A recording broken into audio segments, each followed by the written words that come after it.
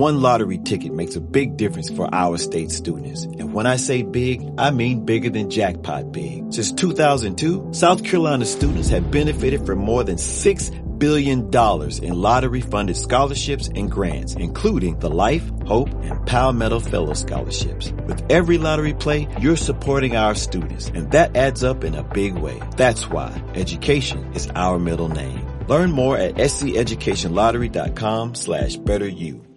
Relájate y disfruta con nosotros. Rewind. Bienvenidos. Hola amigos de Rewind, ¿cómo están? Estamos muy contentos en otro capítulo más aquí con mi super partner Edgar. Hello. Hola, Mari López, pues ya listos para un capítulo más. Este va a estar entretenido, siento que este va a estar como muy platicador. Muy platicador, muy platicador. Traemos ahí 2, 3 datitos históricos y sobre todo de algo muy importante que gracias a esto México es una gran región productora de vinos, cada vez mejor. Y sobre todo, después de que platicamos en el capítulo pasado sobre de dónde viene la uva y para qué se estudia todo esto, también ahora vamos viendo qué se ha hecho de este lado del charco, que dijéramos. Exactamente, literalmente nos vamos a embarcar. Nos vamos a embarcar en varias expediciones. Así es, a ver Sí. cómo nos va. Y pues sí, vamos a tratar es una historia. Y vamos a tratar de irla desmenuzando para entender contextos, para entender los porqués, ¿no? de muchas de las acciones que se hicieron en ese momento y ver cómo este vino le dio literalmente la vuelta al mundo. Al mundo. Y no fue Julio Verne, ¿eh? No fue Julio Verne. No. Fueron otros. ¿Cómo era de Julio Verne? La vuelta al mundo. La vuelta al mundo en 80 días. Pues no, acá fueron más de 80 días. Más, mucho más. Y empezamos con este dato porque hace 3 años se cumplieron 500 años de la primera vuelta al mundo. Sí. Exactamente, que esta primer vuelta al mundo la hace, pues fue Magallanes, el famosísimo Magallanes, él era portugués. Él era portugués, inicia esta vuelta al mundo con diferentes, pues, situaciones que tú traes por ahí todo este dato también. Ahí les va. Imagínense la escena. ¿No? Estamos en Sevilla, en Sanlúcar de Barrameda, verano 1519. Hay un montón de cotorreo ahí en los muelles. La brisa del mar. Pues hay todo un show, mucho ruido. 5 barcos con nombres como Trinidad y Victoria. Se están preparando para una aventura. El chiste es hacer historia porque hay que encontrar una nueva ruta hacia el oeste para llegar a las famosas Islas de las Especias, ¿no? Al mando hay un navegante portugués con mucha experiencia, que es este que acabas de comentar, Fernando de Magallanes. Famosísimo. Pues trabajando para el rey de España, guía a una tripulación de todas partes del mundo literalmente hacia lo desconocido. Hacia nuevas tierras. Pues vámonos a ver qué encontramos, ¿no? Claro.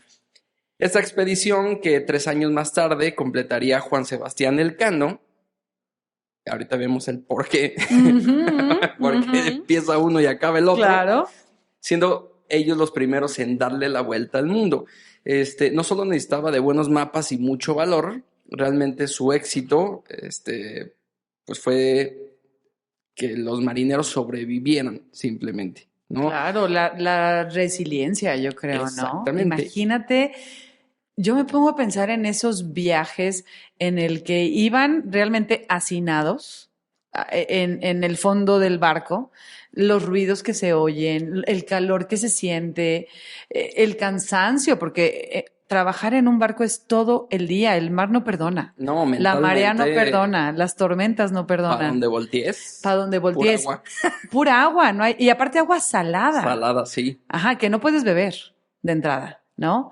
Entonces, sí creo que fueron héroes. Cada navegante, cada expedicionario se le puede llamar un héroe desconocido, ¿no? Así es. Y nos preguntaremos el por qué vamos a hablar de este tipo de historias, porque el éxito de este viaje lo tuvo en mayor medida por lo que llevaban para comer y para beber. Claro. Aquí entra el vino como Un algo gran salvador. Sí, aquí sí fue por supervivencia, aquí sí fue necesario. Bueno, entre pues, lo que llevaban para comer, que era pan duro, es el pescado seco, tocino, algunas legumbres, pero lo que ocupaba más espacio y Ajá. era súper importante era el vino. Era el vino. Fíjate, unos datitos aquí básicos. Primero, como bien dices, el objetivo de este viaje fue encontrar nuevas rutas comerciales hacia las Molucas, que eran unas islas que les llamaban las Islas de las Especias en Indonesia.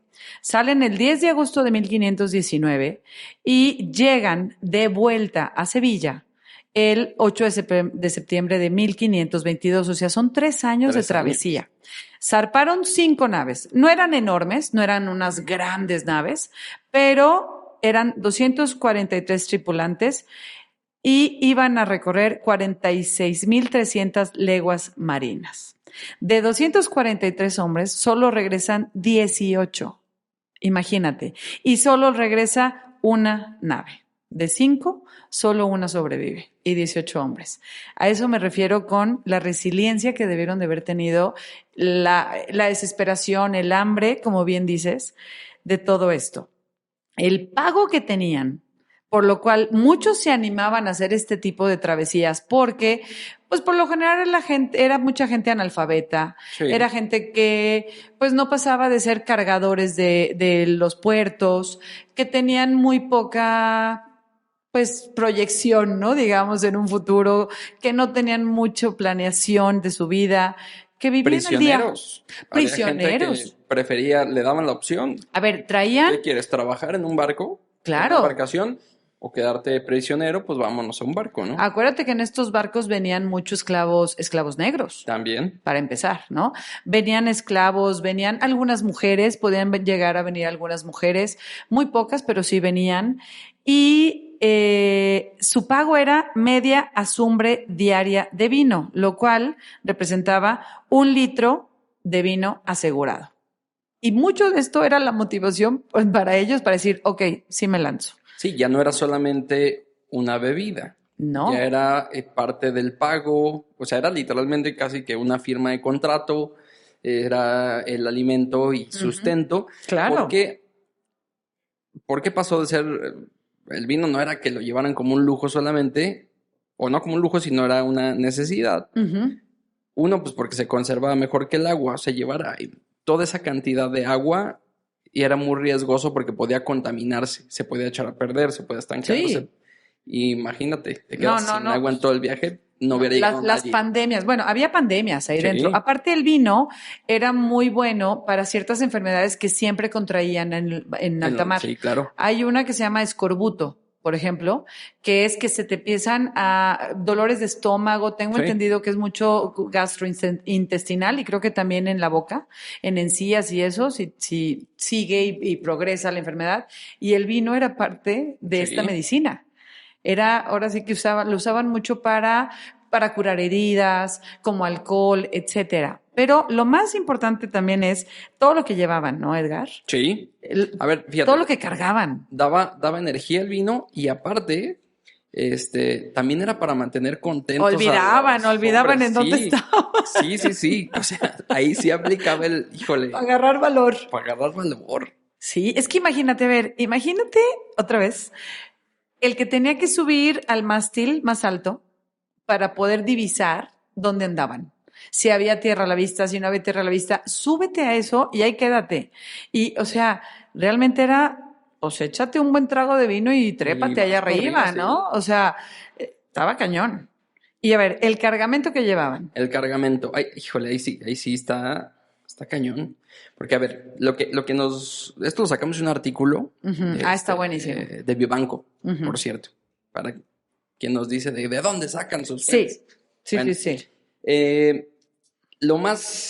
Lo que nos narra este texto es que en cantidad cargaron nada más y nada menos que 353 barriles y 417 botas de vino de Jerez. Ahorita les digo cuánto equivale cada uno. Ujú. El tipo de vino que llevaron era vino de Jerez, específicamente. Lo describen como algo súper básico, tanto que ningún marinero se subiría a un barco sin tener asegurada su ración diaria. Ahorita les explicamos qué significaba eso. Ujú, Porque si dices, ok, ya dijiste cuántos tripulantes, ujú. ahora es cuánto vino llevamos para que tengan ración diaria. Y no solo eso, un poquitín más, pues para echar Claro. el cotorreo, ¿no? Porque si no, no iban a aguantar. Ujú. Entonces, ese era pues, uno de los requisitos para ver si nos vamos o no nos vamos. El uso y ración. Dicen que cada marinero le tocaba media azumbre, como ya lo Ujú. comentaste, Ujú, que es como 1 litro, repartida en 4 cuartillos ujú. para, Sí, 4 para cuartos aguantar de litro. literalmente Ujú. todo el viaje.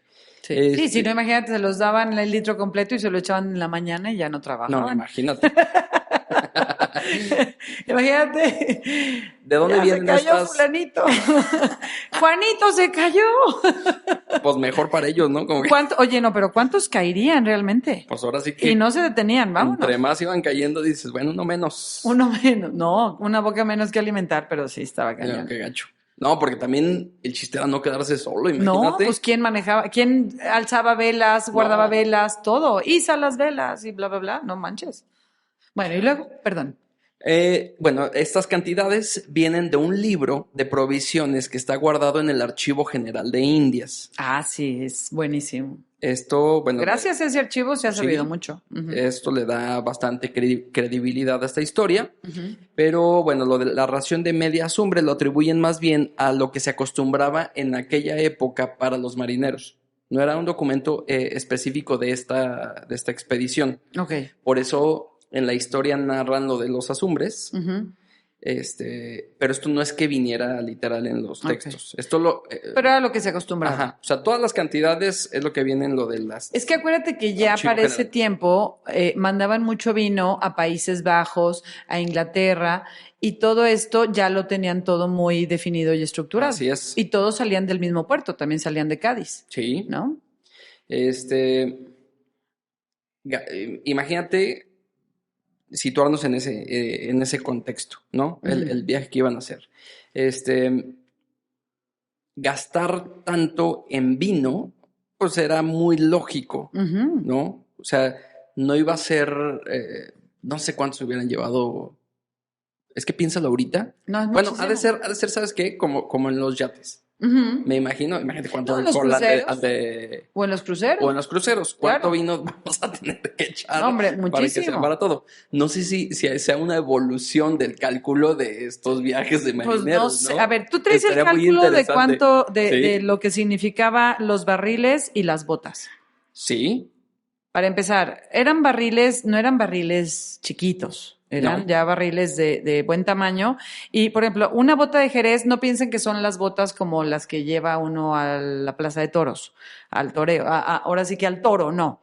Que esas te cabe botella y media, no. Estas eran unos grandes toneles de 600 litros. exactamente. ¿no? Es que también hay varios textos Ujú. que utilizan medidas diferentes. Ok, ¿Qué va? a ver. Ujú. Las cantidades que se hablan en el texto, que se basa en el Archivo General de las Indias, nos habla de 353 barriles y 417 botas, Ujú. lo que suma 770 recipientes. Ujú. Pero un trabajo del doctor Claudio Becerro de Bengoa, Ujú. publicado en una revista académica, da cifras diferentes. Aunque seguramente vienen de los mismos archivos, Ok. él lo maneja como 417 odres y 233 toneles de vino. Esto suma 650 recipientes. Los odres eran la piel esta de los puercos, Exactamente. ¿no? Ok. El tema es, pueden ser las mismas cantidades, pero tal vez cambien pues, por la capacidad de cada uno. Ok. Entonces, ¿cuál tendrá razón y cuál no? Ahí les va. La diferencia no solo está en el total, 770 contra 650, Ujú. sino también No, sí es mucha diferencia. en cómo llaman a los envases. Contenedores. Porque si en uno habla de barriles y botas y en otro habla de odres y toneles, hay que hacer entonces cuentas para ver cuánto llevan. Ujú. Y ver qué Sí. texto, qué tanto varían entre un texto y otro. Sí, no te cabe lo mismo en un odre que en una bota. Exactamente. La De bota entrada. es un tipo de barril de madera. Ujú. ¿Y por qué empiezo por la bota? Pues para no pensar en las famosas botas que Botas nosotros del conocemos toreo. que es aquí Ujú. chiquitas, ¿no? Del toro. Ujú. No, acá era un tipo de barril de madera, el típico del vino de Jerez, y su tamaño podía cambiar, pero había medidas más o menos estándar para venderlo y exportarlo. Documentos después hablan de botas de 250 litros o incluso más grandes. Yo había leído que hasta 600. Exactamente, son de varios tamaños, pero bueno, hablan de un promedio. El barril, que era pues también otro tipo de barril de madera, igual que la bota, pero normalmente era más pequeño. Sí. O sea, la bota era un poquito más grande. 200 y tantos litros, ¿o cuánto sería? Más o menos. Más ¿no? o menos. El tonel era un barril grande que a menudo se usaba para medir la capacidad de los propios barcos. Los barcos de la expedición se medían en toneles vizcaínos, que eran como 1.2 toneladas de Sevilla. Wow. Un tonel para guardar vino sería bastante grande. Sí. Y el documento de Becerra de Bengoa dice que había 233 toneles. O sea, un tonel, si es 1,5 toneladas, que son 1,500 litros. Sí, creo que ya habíamos hablado de este tema. No sé si recuerdas. Ajá. Cuando hablamos de los barriles. Sí, de los tamaños de los barriles. Ahí hablábamos de una historia de cómo había ciertos tamaños de barriles que aplicaban para los barcos. O sea, era una medida estándar para los que transportaban en barcos. Me acuerdo de esa historia. Pero sí, pues podemos hacer memoria o alguien de los que nos escucha se avienta ese capítulo. Sí. Y poner la referencia, porque ahí lo contamos. Sí, más o menos una tonelada es 1,000 kilos. Entonces, más o menos serían 1,000 litros. Más o menos, sí. Entonces, si es 1,5 toneladas, son 1,500 litros. Porque también, a ver, estos toneles también ayudaban a la estabilidad de los barcos. El peso que llevaban estos barcos en la parte baja necesitaban este contrapeso contra el peso de arriba. Todo lo que está del mar hacia arriba de un barco es muy pesado. Los mástiles, todas las velas que eran de tela, obviamente, imagínate, se mojaban todo. Sí. El peso del hombre, ¿no? De los hombres como tal. Entonces, todos estos toneles, por eso en la mayoría de estas expediciones iban y venían llenos, tarde o temprano.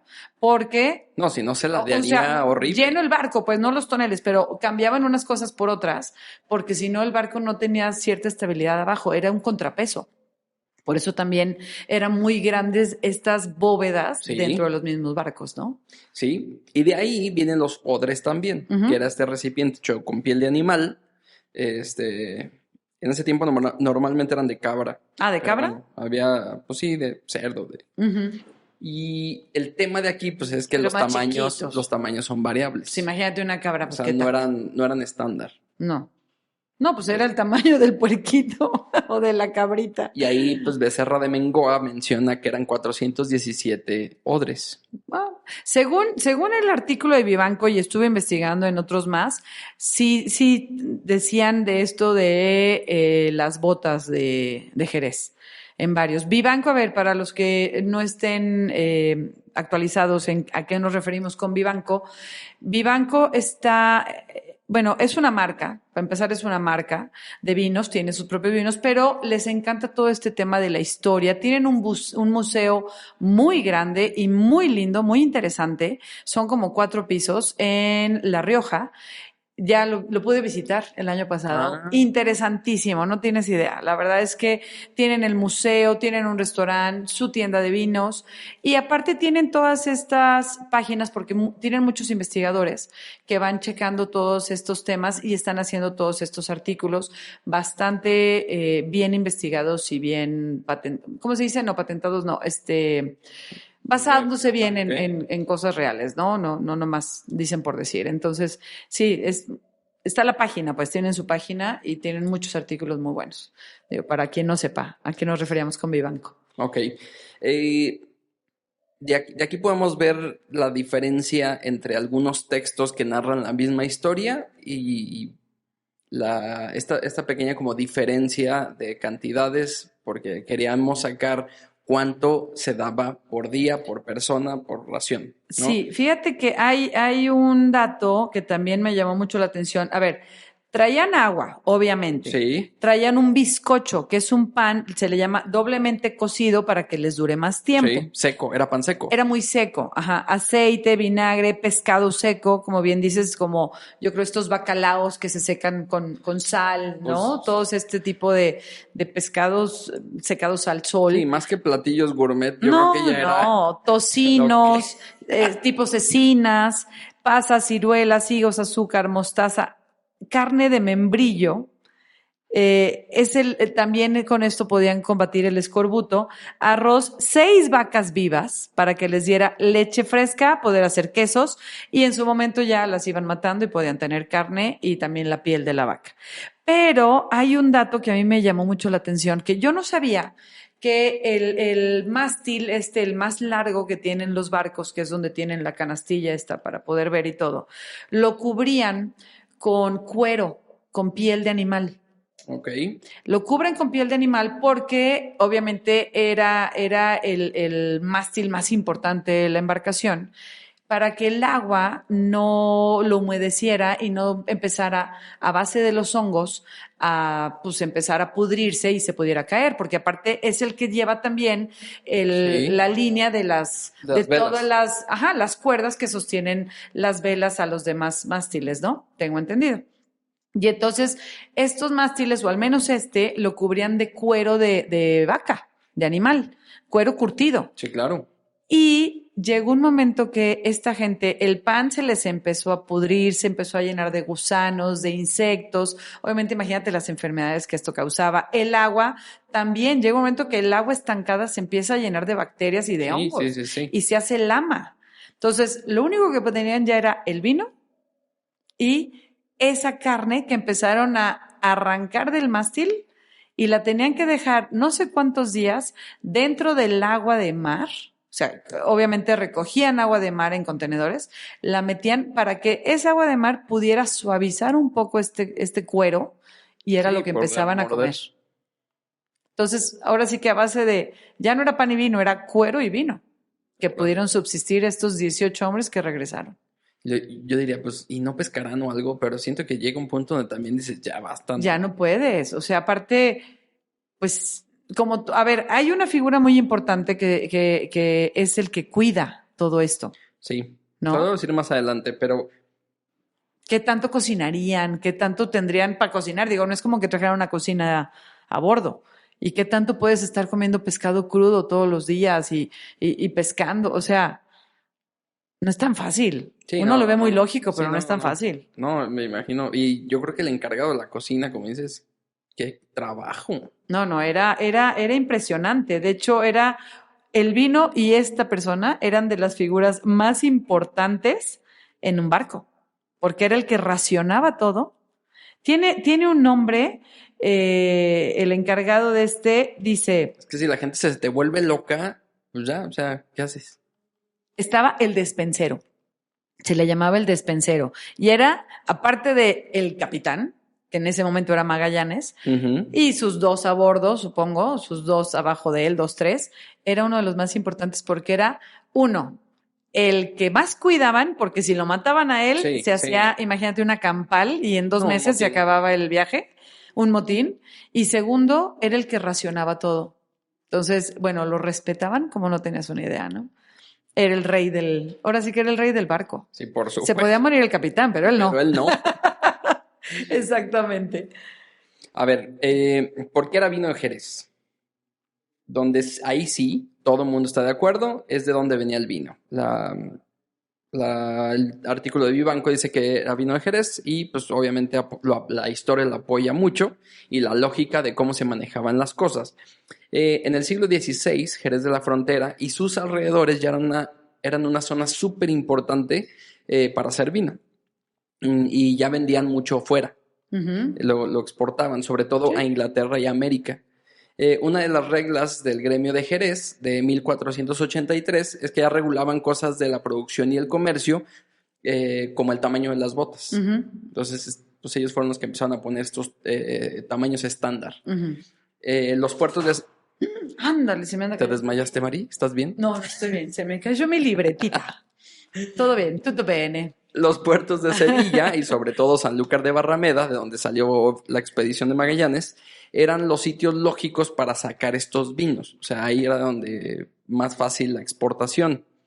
Era normal que los barcos que iban a América terminaban de cargar cosas en Sanlúcar, como vino, agua y otros suministros. De hecho, se dice claramente que se cargó vino de Jerez para la flota de Magallanes en Sanlúcar. Ujú. Se exportaba un montón. Un estudio dice que entre 1583 y 1590, más de la mitad de las 520,667 arrobas de vino que se registraron para exportar de esa zona de Jerez. Wow. Sí, pues muchísimo. Era muchísimo, muchísimo. La verdad es que sí, pues empezó a salir todo el vino de ahí, pero a mí también, ¿sabes qué me llama la atención de este viaje? Cuando regresa Magallanes, que Ujú. el rey que estaba en ese momento era Carlos V, quien los patrocina. ¿Sabes qué les dio de premio a los 18 hombres que llegaran?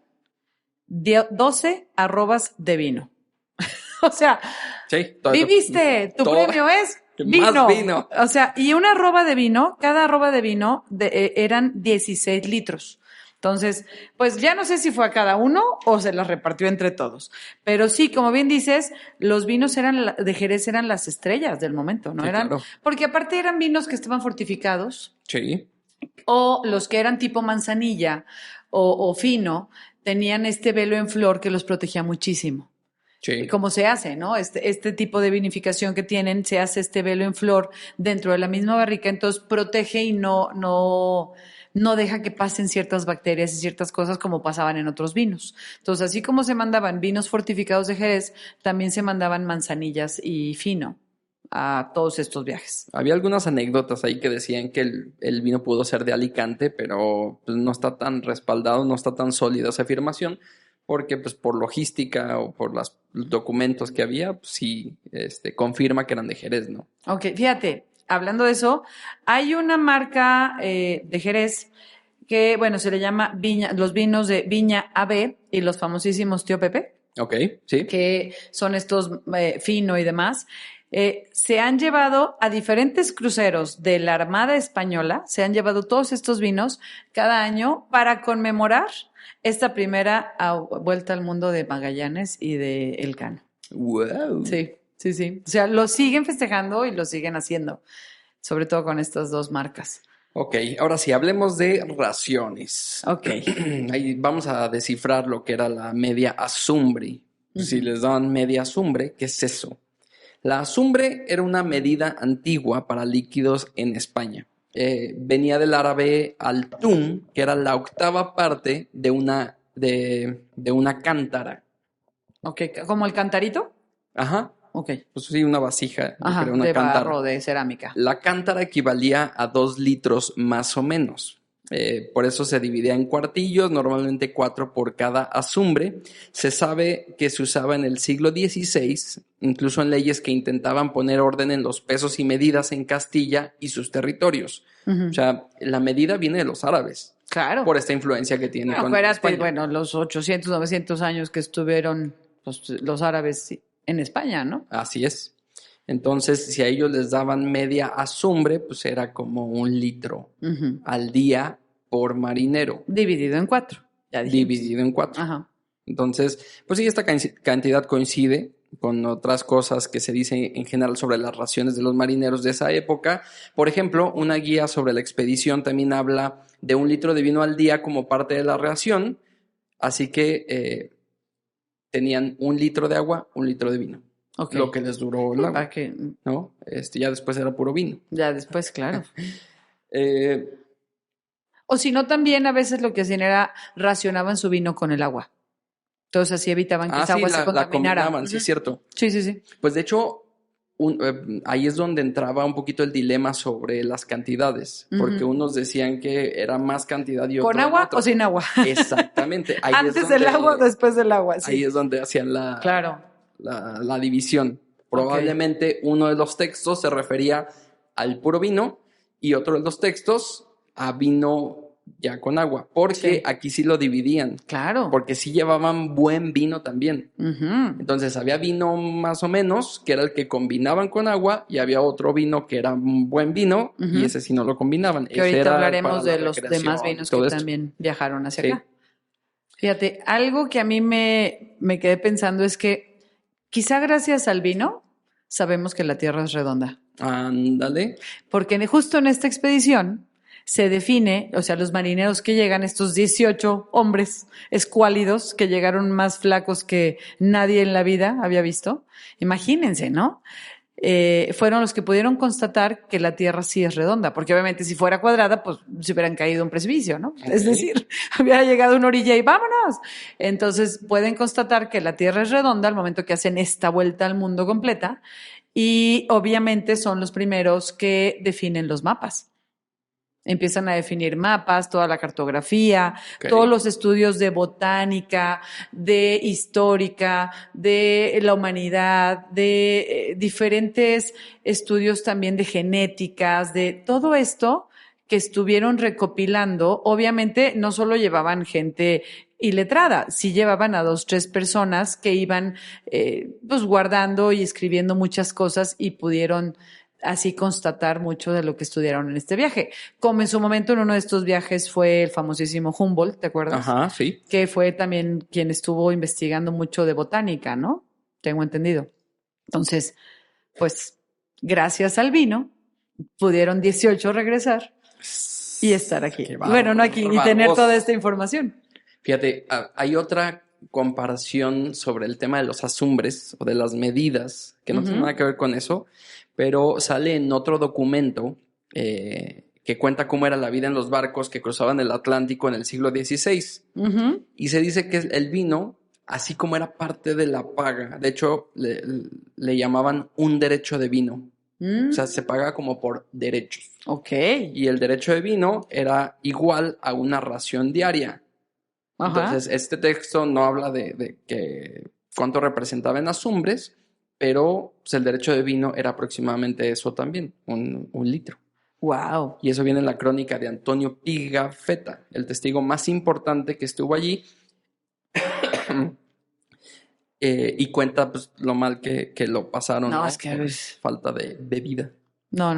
Haber estado horrible. Y sí, Ahorita perdón, hablamos de este señor. solo quería constatar, sí, Humboldt, perdón, alemán, él estuvo viajando entre 1799 y 1804 por América, explorando y descubriendo todo esto. De hecho, le llaman el padre o el fundador de la geografía moderna. También. Entonces, gracias a todas estas expediciones, y obviamente supongo que a Humboldt también le gustaba el buen vino. Entonces, bueno, nada más era un datito extra para que esté bien verificado.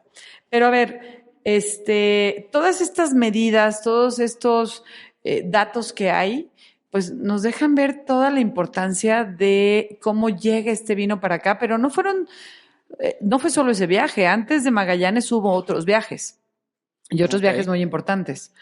No sé si traigas ahorita otros datos acerca de este viaje en especial, antes de No. pasar a los demás. No, dale. Sí, a mí, fíjate, me llama la atención que antes de que llegaran los españoles a América, porque se les llama que fueron los primeros en llegar a América, los que descubrieron América, luego hay muchas personas, ya ves, que no, que sí, que no descubrieron nada, América ya estaba. Ya estaba. Pero bueno, llevaron la información al mundo antiguo, ¿no? Lo que se conocía como el mundo en ese momento, antes de que descubrieran estas Exactamente. tierras. Porque sí hubo otras embarcaciones que sí llegaron antes. Sí, llegaron los nórdicos, antes. por ejemplo, los nórdicos, los vikingos. O sea, lo más impresionante es que los vikingos, con sus barcos, con una tecnología mínima, viajaron por todo el mundo. Bueno, por muchas partes del mundo. Sí. Entre esas, América. Y hubo uno en especial que se llama Leif Erikson, en el año 1000 después de Cristo. Fíjate, 500 años antes que los españoles, llega este vikingo, que él venía de lo que viene siendo Islandia. A ver, él fue un explorador vikingo, hijo de Eric el Rojo. Si alguien vio la serie de vikingos, por ahí sale este personaje de Eric el Rojo. Y sale esta expedición que llegan a Groenlandia. De hecho, en la serie te ponen que llegan a Groenlandia. Y, perdón, él nace en Groenlandia, bueno, Islandia. Y hacen toda esta expedición y se ve que están desesperados y cómo le hacen. Y pues sí, mucha vegetación y mucha agua, pero empiezan a hacer su comunidad y a hacer sus asentamientos. Eso sale en la serie. Obviamente mezclan mucho ahí años e historia, ¿no? Pero entonces sí existe este Leif Erikson y llega a Canadá y funda una comunidad y hace un asentamiento que le llamaron Vinland, porque llega y empieza a plantar vides. Vides silvestres, no fue vides para vino, pero tarde o temprano lo que planta son vides. Igual era para uva, para pasas, para obviamente hacer diferentes conservas, para hacer diferentes fermentos. No se hace vino como tal, pero para ellos era algo importantísimo, ¿no? Así como lo mencionamos de Noé, Noé también plantó vides. Exactamente. ¿No? Entonces, sigue siendo algo muy importante para el hombre, tarde o temprano, una vid. La planta, y con él venían desde allá 89 hombres y mujeres, se establecen en lo que ahora es la isla de Terranova en Canadá. Tan importante es ahora este hombre, este vikingo, que Barack Obama hace unos años decreta el 9 de octubre como el día de Leif Erikson. Oh. ¿Ya ves? Él trajo también vides a América, vides silvestres, que lo platicamos en la genética de las uvas. Sí. ¿No? Y fíjate cómo pues no está tan metido en la historia porque no es quien la cuenta. No. Los españoles la cuentan por... Los de España. La han contado en muchos libros. Bueno, tarde o temprano son los que conquistan. Sí. Estos vikingos no llegaron a conquistar. Llegaron, hicieron asentamientos y se regresaron. Sí. No se quedaron en estos lugares, ¿no? Venían a ver qué podían aprovechar, hacían ciertos asentamientos, se quedaban un par, pero la mayoría se regresaban. Sí. Y las mujeres eran importantísimas en la cultura vikinga, Claro. ¿no? Cosa que en los españoles son muy pocas las que nos nombran. Pero sí venían. Ahora vamos entendiendo muchas cosas, ¿no? Sí. Y luego viene... Ok, nos regresamos a estas embarcaciones. Regresamos a 1400, 1500. Más o menos. Les hablaba de un tal Pigafetta, ¿no? Y creo que ningún relato se acerca tanto o nos narra tanto a lo que vivieron estos marineros como la crónica de Antonio Pigafetta. Él era un caballero italiano que iba como extra en la Nao Trinidad, o sea, la nave Trinidad, y que sobrevivió para contarlo, fue uno de los sobrevivientes. Tiene un diario lleno de detalles, pues literalmente es una ventana a los descubrimientos, maravillas, a las penurias de todo el viaje. En lo que respecta al vino, la crónica de Pigafetta nos da pistas muy interesantes. No nos dice tanto cómo se cargó al principio, pero sí habla de varias veces de que encontraron, por ejemplo, vinos locales, especialmente el vino de palma, que llamaban Uroca o algo parecido, en las Islas Filipinas y en los otros lugares de por ahí. Cuenta cómo los isleños se lo ofrecían como regalo o lo bebían en sus ceremonias. Lo que nos dice que hubo intercambios culturales y que se adaptaban a lo que había en el lugar. Me imagino que era la gloria llegar allá. Y fíjate, curiosamente, Magallanes muere en las Filipinas. Así es. Ajá, no logra terminar su viaje, pero bueno, murió en un lugar que pues lo trataban bien. Fíjate, quizás lo más fuerte que narra Pigafetta era lo importante de las provisiones líquidas. Es su descripción, ¿no?, de la terrible travesía que pasaron en el Pacífico. Durante 3 meses y 20 días, cuenta, navegaron sin probar nada fresco. ¡Auch! El agua pues, olía fatal. De hecho, pues, a ver, la llevaban en barriles. Ajá. Y pues pasaba pero meses. Empezaba a podrirse, empezaba a oler muy mal. La medio arreglaban con vinagre, pero llegaba un punto donde ya no podías. Pero pues la bacteria es la bacteria. La bacteria, exactamente. Híjole. Entonces, bueno, el agua olía horrible. El pan duro era pues, un polvo lleno de gusanos, con olor a pipí de rata. Ew. O sea, la desesperación les llevó a comer el cuero remojado, se comían las propias ratas y pues no manches. Al sol, rata embarazada. Que de hecho narra los camarones en la Ya, feria. ya sé. O como los cuyos en Perú. Se hace en Ándale, Perú, como los cuyos cuyos. los venden No, abiertos. ay, no logré comerlo. Yo no pude. sí me No la pude. No. Dije, pues ya ¿Tú estamos sí? aquí. No, qué cosa, no, yo no Sí. pude. Los dientes así, no. Y te lo no, han no. partidito a la mitad del lado bonito. Ya cuando le das la vuelta dices, caray, Iu. mejor no. Toda Pero una sí me lo clase eché. ahí de De anatomía. el cuerpo humano. Pero está el cuerpo rico. humano, del cuerpo del cuyo. No, humano no. Bueno, se comían las ratas, ya que las agarraban, pues prestas, ¿no? El tema es que las empezaban a vender. ¿Qué? Me acordé de un chiste de sueltas pelucita. No, bueno, y luego. Ya sé cuál dices. Y luego, Las empezaban a vender. Y de hecho se vendían muy caras las ratas. dentro del barco. Dentro del barco. ¿Con qué maridarías una rata? Ya sé. Híjole, pues Está cañón. Bueno, y luego, literalmente con un jerez. con un jerez, con un sherry. Sí, no inventes. Pues sí, imagínate, ya se A ver, volvió es que ahí el un hambre es show. canija, Sí, el hambre es canija. El relato habla del sufrimiento extremo que vivieron y pues no, lo que no menciona es que del vino, es que las reservas del principio se habían acabado o estaban súper racionadas, tanto que no calmaban la sed de nadie. Ujú. La historia muestra por contraste lo vitales que fueron aquellas 417 botas u odres Ujú. y los 353 barriles o 233 toneles, dependiendo de la historia que quieras seguir. Entonces llega un punto donde se acaba el agua, la comida ya está mal, ya está engusanada, o sea, ya no tienes nada, ¿qué te queda? El vino. El vino. Y el vino ya ni siquiera, pues sí, la ración estaba pensada para eso, pero se empieza a acabar y llega un punto donde ya te toca vino, pues que va a ser tu comida y bebida a la vez. Ok. Y ya llega un punto donde ni siquiera la sed te quita. No puedes. O sea, a eso quiero como que, a eso nos va llevando el texto de Pigafetta, porque sí es, híjole, te lleva a sentir donde dices, bueno, La llevan vino, pues qué desesperación rico. que seguramente llevaban ellos. Ajá. O sea, ya cuando todo se empieza a escasear y como El miedo. todo se empieza a racionar. ¿Y qué pensarías tú, Mari, cuando empiezas a contar a la gente que queda?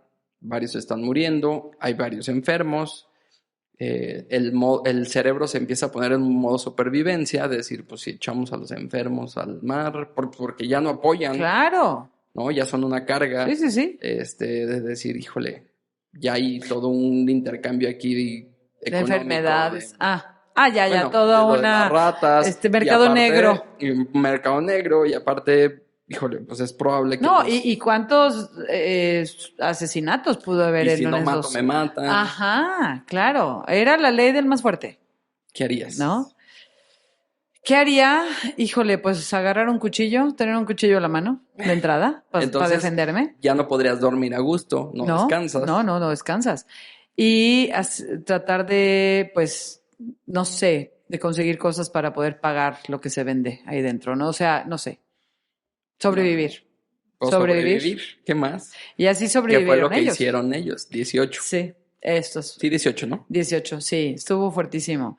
Y bueno, esto ya fue, como decíamos, para 1519 empieza. Pero recuerda que el primer ya viaje como tal español fue en 1492, cuando viene, obviamente, Cristóbal Colón. Que, a ver, en estos viajes, obviamente también traían vino. Traían vino, no sabían a lo que venían. Ellos pensaban que iban a las Indias, ¿no? Y Sí. llegan acá, a esta parte del mundo.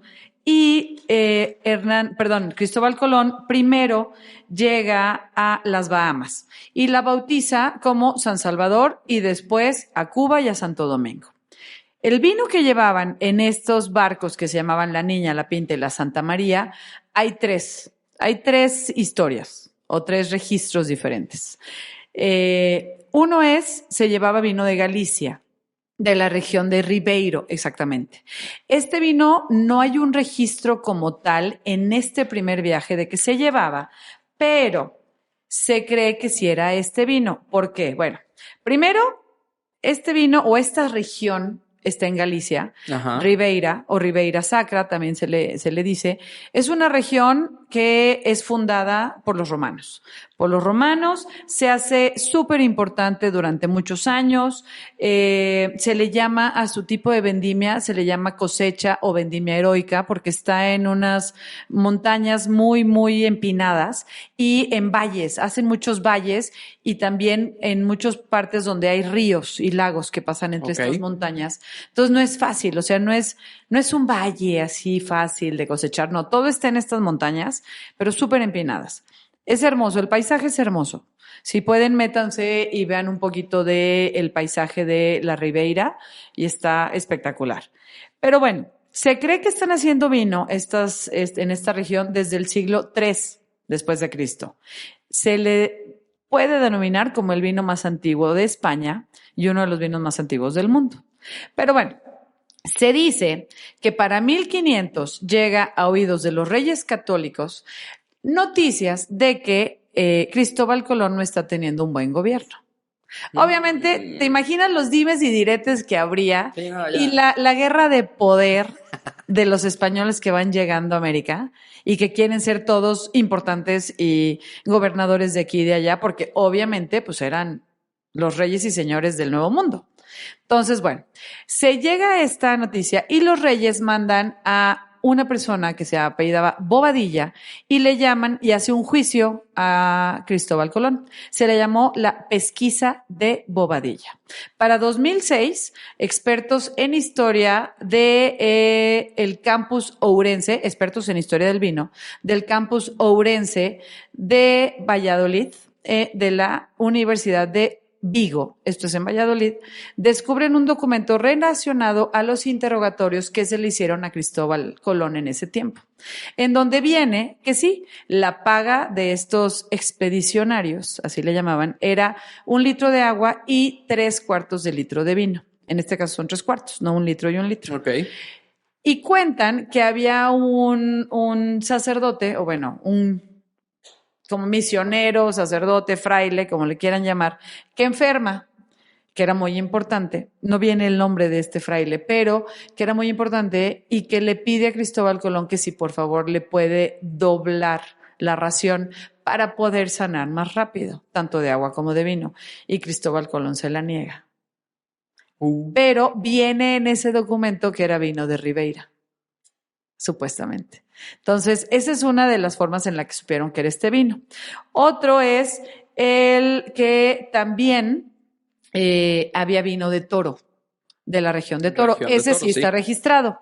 Aquí tenemos una figura muy importante, que es un fraile, que es Fray Diego Deza. Él nace en Toro, en la región de Toro, en 1443. Se hace arzobispo de Zamora, Salamanca y Palencia. Y especialmente era el confesor de la reina Isabel, que es obviamente los reyes católicos, sí, junto con Fernando de Aragón.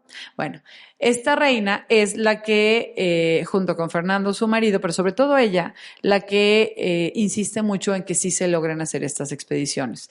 Y este fraile, o fray, fue de los que más estuvieron insistiendo en, imagínate esas confesiones, que no platicarían, porque aparte la reina se confesaba diario, era súper devota. Hay una serie buenísima, si pueden verla, se llama La Reina Isabel en televisión española.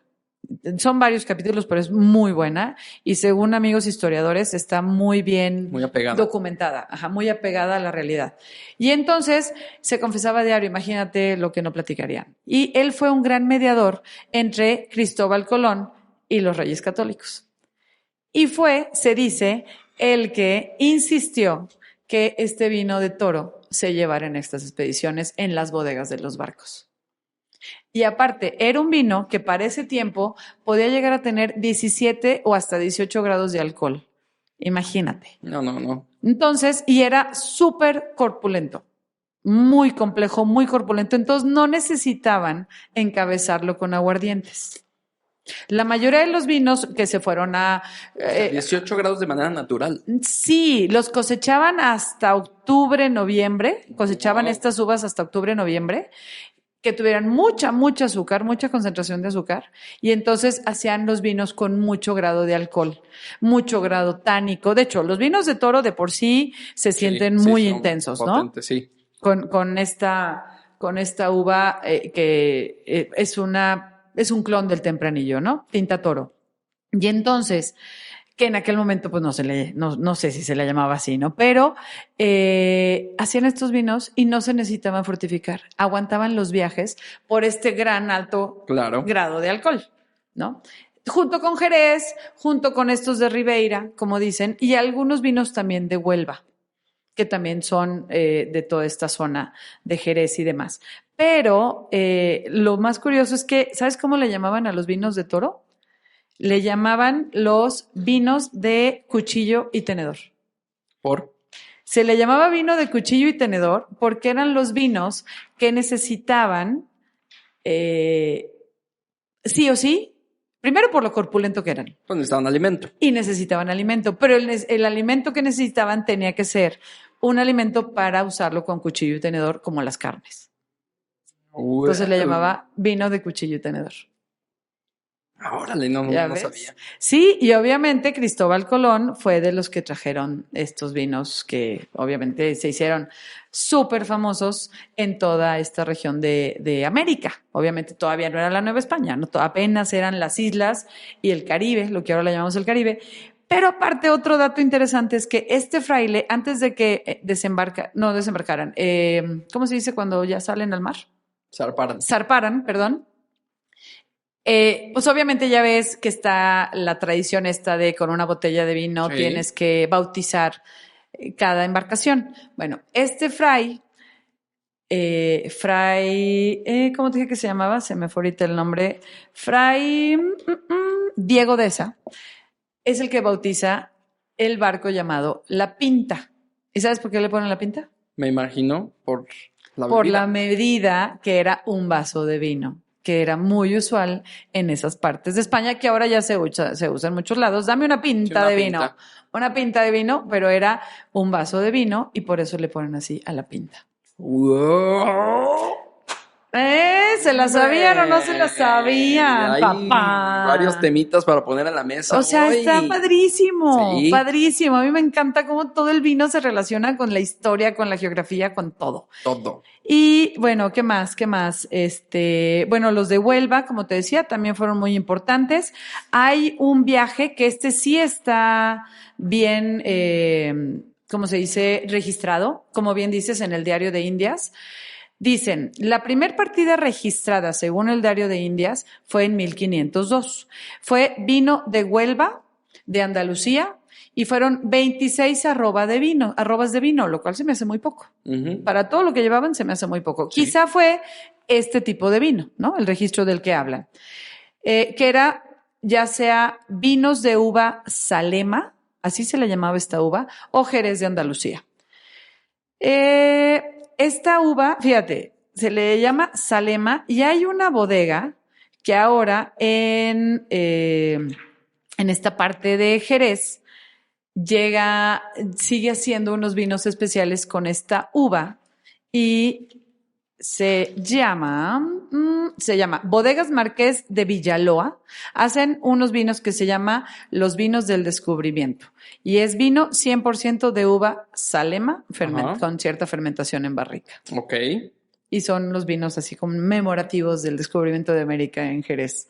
Entonces, porque sí, esta fue también la región de donde mandaban todos estos vinos. ¡Tan, tan! Súper bien. Pues así nos vamos. Pues me falta otro dato, Pues échalo. Hernán Cortés. A ver. Y antes de Hernán Cortés, llegó otro descubridor, que le llamamos así, otro navegante, que fue Juan de Grijalva. Ah, sí. Él llega antes de Cortés a todas estas costas que ahora es México y es considerado el primer europeo que bebió vino con los aztecas. Acuérdate que los aztecas eran un mega emporio en aquel momento. Sí. ¿No? Como dicen, a ver, Cortés no ganó solo, Cortés no conquistó solo. O sea, Cortés conquistó gracias a muchos, claro, mexicas que estaban enojados con los aztecas, ¿no? Pero bueno, era un gran emporio, digámoslo así, Sí. era un gran reino. ¿Cómo le podemos llamar? Pues sí, gobierno, los aztecas. Y se dice que Digo, un no sé si 24... gobierno, pero... Pues sí, era un gobierno, tarde o temprano. Ay, ok. Pues sí, gobernaban los aztecas, Sí. tarde o temprano. El 24 de junio de 1517 se bebe por primera vez, se dice, en una comida que Grijalva ofrece a 5 enviados de Moctezuma, y ahí es donde primero comparten vino. Esto se dice que fue en 1517, hay otros que dicen 1518. Entonces, después llega Hernán Cortés, quien obviamente es una figura importantísima en México, hablando de tema de vino. Ok. Ok, Hernán Cortés, rapidísimo. Él nace en Medellín en 1485, abandona sus estudios de Derecho y decide ser un aventurero. Se establece como escribano en Santo Domingo, o sea, ya viene, decide irse a la aventura, se embarca en uno de estos expediciones, llega a Santo Domingo y es un escribano. ¿Qué eran los escribanos? Pues Sí. los pocos que te podían escribir, ¿no? O sea, saber leer y escribir. Aunque hay gente que dice que no escribía, pero según aquí dice, Pues si estudiaba Derecho y... estudió Derecho, ¿no? ¿Quién sabe? Los que dicen que no, los que dicen que sí, no tengo idea, supongo que se escribía al momento que estudiaba. Esto lo saco de un artículo que se llama Buenos Vinos, Cultura Vinícola, por Pedro Escobar. Y entonces, nace en Medellín, bla, bla, bla. Después de que es escribano en Santo Domingo, se convierte en terrateniente. Después en el secretario del gobernador de Cuba, quien era Diego Velázquez de Cuéllar, quien lo nombra alcalde de Santiago, de Cuba. Y entonces, en 1519 comanda la tercera expedición a México con 500 hombres, lo cual en ese momento se decía que eran pocos. Sí. Aunque la primera vuelta al mundo fueron 400 y tantos, ¿verdad? Pero bueno. Inicia la conquista del poderoso Imperio Azteca. Esa era la palabra, imperio. Imperio. Imperio. Sí. Funda la Villa Rica de la Veracruz y hace lo que le llaman la quema de las naves, que fue hundir todas las naves, para que la gente que iba con él no pudiera regresar y llegar con este Diego Velázquez, que había sido quien lo había hecho, todos sus nombramientos. De hecho, ya ves que dicen que el mismo Moctezuma creía que era la reencarnación de Quetzalcóatl. O la encarnación más bien de Quetzalcóatl, ¿no?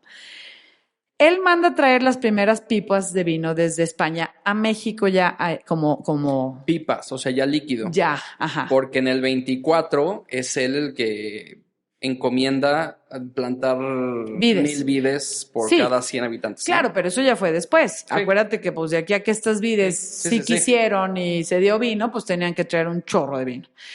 Él es el primero que ya manda traer como tal pipas de vino, porque una cosa es lo que traían ellos en su expedición y otra cosa es, a ver, reyes, queridos reyes, 3 puntos, 2 puntos, necesito vino. Punto firmo, ¿no? Entonces, él es el primero que dice, mándenme vino. Fin. Y también gestiona las ordenanzas para plantar estas vides, que se dice que de ahí viene la uva misión. Porque los primeros que plantan estas vides son los misioneros. Sí. Obviamente empezaron los franciscanos, los dominicos y los jesuitas. Todos estos misioneros plantan esta uva, se le llama misión, porque estaban en misiones, y se dice que es una variedad de la Listán Prieto. Todas estas empiezan a evangelizar y claro que cada vez se hacen más misiones, cada vez hay más gente convertida o conversa, no sé cómo se le llama, y necesitan más vino. Entre que lo tomas para divertirte, lo tomas para las misas, lo tomas para los bautizos, lo tomas para todo esto, se necesitaba muchísimo vino en todas estas nuevas partes. Estar trayendo pipas iba a ser complicadísimo. Claro, a ver, tenemos muchas cosas que iban en contra de. Pero bueno, primero vamos a hablar de el vino de España no es suficiente. De España ya la península, porque acuérdate que tiene varias islas. Entonces, la península no puede surtir suficiente vino y empiezan a traer vino de las Canarias, que era un vino de alta calidad. Y eso fortaleció mucho esa zona. Claro, las Islas Canarias, de hecho, de ahí también empiezan a salir todos estos barcos que vienen hacia acá. Entonces, empiezan con todo y todo, a dejar de ser suficientes todas estas cantidades de vinos. Fíjate, se dice que llegaba a Veracruz cada año 50 navíos cargados hasta el tope con toneles de vino y no era suficiente. No, pues no. No, o sea, estaba grueso. Estos navíos podían ser afectados, obviamente, lo que decíamos, por el clima, por las tormentas, por la humedad, por todo lo que se metía entre las barricas. Pues eran meses y meses ahí guardados, que no eran 3 años, pero sí mínimo, Sí. entre 6 meses sí se podían aventar estos viajes. Entonces empiezan a injertar, a hacer todas estas plantaciones, pero lo que me llama mucho la atención es que no era pie franco. Empiezan a injertar Hacer injertos, sí. las vides europeas en las vides americanas. En vides silvestres. O en vides silvestres, que luego se le llama también vides americanas. Sí. Pero quizá de ahí también la importancia de este vikingo, que trae todas estas vides silvestres, ¿no? Y la genética de la uva que hemos platicado. Ahí se ve cómo todo se conecta. Sí, está impresionante. La verdad es que sí está muy, muy... pues padre, ¿no? Todo este tema muy interesante. ¿Y cuántas veces nos tomamos un vino y no pensamos en todo lo que hay detrás? Está cañón, está cañón. Hay una historiadora que se llama María Cristina Suárez y Farías. Ella escribe un libro que se llama Beber de Tierra Generosa, Historia de las Bebidas Alcohólicas en México, que hay que investigar bien ese libro, se me hace que va a estar súper interesante. Pues de ahí puedes sacar algún todo, nuevo episodio. Tequilas, mezcales. Vamos leyendo, vamos echándonos ese librito. Listo, ya quedó. Entonces, bueno, de entrada, rapidísimo, le llamaban vino mareado al vino que venía de España, porque venía ya vinagrado, y le llamaban mareado. Si alguna vez oyen ese término. Entonces, ella cuenta... Le pegaba la humedad, los insectos, piratas. Todo, cosas. Imagínate. Ella cuenta sobre los precios que Cortés define para el vino español en México. Dice, se cobraba medio peso por azumbre, equivalente a 2.16 litros, en el puerto. Así como ya llegó, ok, esto te cobro como arancel, sí. ¿No? Ahorita que está de moda. Medio peso más, ándale, los aranceles ahorita. Ay, ¿de dónde saldría, chin? ¿De dónde? Y medio peso más por cada 10 leguas de distancia que recorriera desde Veracruz hasta su destino. Y esto lo establece Cortés. Son y así casetas. Como esto, muchos más datos, ¿no? ¿Cuánto es una legua? No sé. A ver, ahorita vemos. Pero sí, o sea, por eso insisto en la importancia de Cortés en cómo se desarrolla la vid en tierra mexicana. Son 4,828 metros. Metros, o sea, 4 kilómetros. Así es. No es nada. Fíjate, casi 5. Medio peso por cada kilómetro. Ay, ¿qué les pasa? Fíjate. Uy, bueno, ¿cuánto era el equivalente del peso de antes ahorita, verdad? Pero pues si nos vamos a los aranceles de ahorita, quién sabe si estemos más o menos igual. Las primeras casetas. Las primeras casetas, sí es cierto. Las primeras garitas. Ándale. Más bien. Y sí, digo, la verdad es que Cortés es un hombre que mucha gente lo podrá criticar. Han quitado sus estatuas sí. de Cristóbal Colón, etcétera. De Hernán Cortés también, han tenido pleito con él. Pero tarde o temprano fueron hombres aventureros, Magallanes. Todas estas expediciones que se hacen, se lanzaron a la aventura, sí, quizá por un fin económico, por un nombre, por ser alguien en la historia, pero tarde o temprano fue una aportaron conquista muchísimo, a fin de ¿no? cuentas. O sea, y como conquista puede traer cosas buenas, puede traer cosas malas. Entonces, pues ahí queda, ¿no? Ahí queda. Y fue una sinergia. Pues fue un parteaguas. O sea, no fuimos los mismos ni seremos. No. No podemos hablar de ellos porque somos una combinación de... Uh-huh. Y... somos un resultado. Somos un resultado, sí. Entonces, si niegas eso, pues te niegas a ti mismo, ¿no? Yo creo. Niegas tu historia. Así es. Entonces, yo creo que, pues más que enojarnos con el pasado, hay que ver qué fue lo bueno que traen.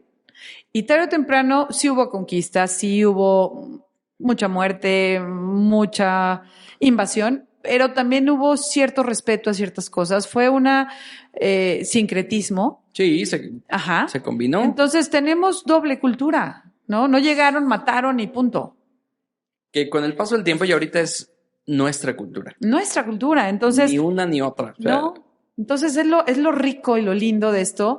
Y si nos vamos al mundo del vino, bueno, todo lo que podemos decir que nos trajo esta gente, desde los vikingos, desde los españoles, portugueses, todo. Y bueno, luego llegaron a otras tierras holandeses y alemanes y bla, bla, bla. Pero hablando con mexicanos, pues, gracias, ¿no? Sí, pues yo creo que con eso nos vamos y esa puede ser la conclusión de este capítulo.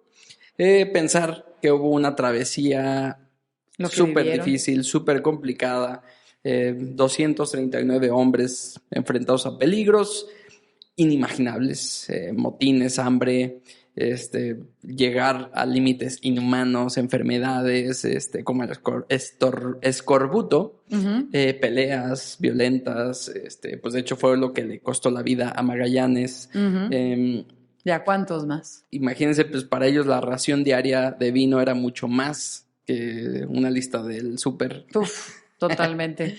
Era un ancla a su normalidad, era un pequeño ritual en medio del caos, ese hilo líquido, ¿no? Que los conectaba con su hogar, me imagino, que les daba fuerzas para aguantar un día más. Entonces, pues fue la primera vuelta al mundo, la hazaña, ¿no? De una planificación súper cuidadosa y, pues, sobre todo es una resistencia o resiliencia humana, ¿no? Ahí es cuando te das cuenta, en esas situaciones y en otras, la fuerza del hombre, ¿no?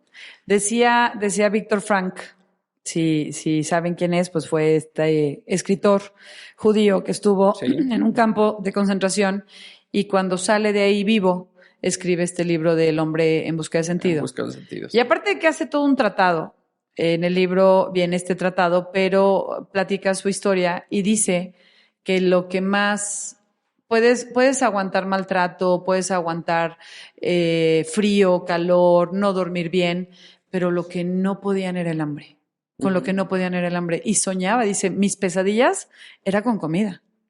Yo soñaba manjares, soñaba banquetes y despertaba llorando de saber que no me lo podía comer y que no tenía más que quizá un pedazo de pan duro, si me iba bien. Sí. Entonces, esta gente, imagínate lo que soñaría en esas expediciones, ¿no? Que vivirían y el vino fue su alimento. Así es. Entonces, quizá lo ponemos demasiado romántico, pero así fue. Así fue. Y yo creo que esta es una oportunidad para ir por un buen vino de Jerez. Vamos a brindar por toda esta gente. Exacto. Sí, vamos a brindar por todos ellos. Y dar la oportunidad a algún vino. ¿Del pues, Toro? Mejor puede ser de Toro. De esta zona. De Ribeira, de Jerez. O los vinos de las misiones que llegaron acá. Los vinos que ahora están hechos gracias a estas misiones jesuitas también. Fíjate, estos vinos nos pueden recordar o demostrar que a veces las cosas más básicas son las que nos permiten lograr hazañas extraordinarias. ¡Wow! Muchas gracias. Con eso nos quedamos. Nos vamos y nos vemos. Y nos escuchamos más bien. Bueno, también nos vemos. Nos vemos, sí. Véanos en nuestras redes, en Instagram, en Facebook.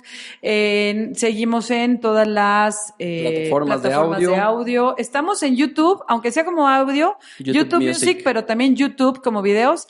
Subimos solo el audio, pero también estamos ahí. Y pues bueno, gracias a todos. Damos donaciones. Acuérdense de nuestras páginas. Mari Lópezón. Edgar Fotosom. Y siempre se te olvida tu nueva página, tu nuevo nombre. Y pues bueno, ahí estamos. Rewind, pónganos estrellitas, síganos y compartan nuestros capítulos, por favor. Pues nos vamos, nos vemos. Chau, chau. Bye. Gracias. Rewind ha llegado al final. One lottery ticket makes a big difference for our state students. And when I say big, I mean bigger than jackpot big. Since 2002, South Carolina students have benefited from more than $6 billion in lottery-funded scholarships and grants, including the Life, Hope, and Palmetto Fellow Scholarships. With every lottery play, you're supporting our students, and that adds up in a big way. That's why education is our middle name. Learn more at sceducationlottery.com/betteryou.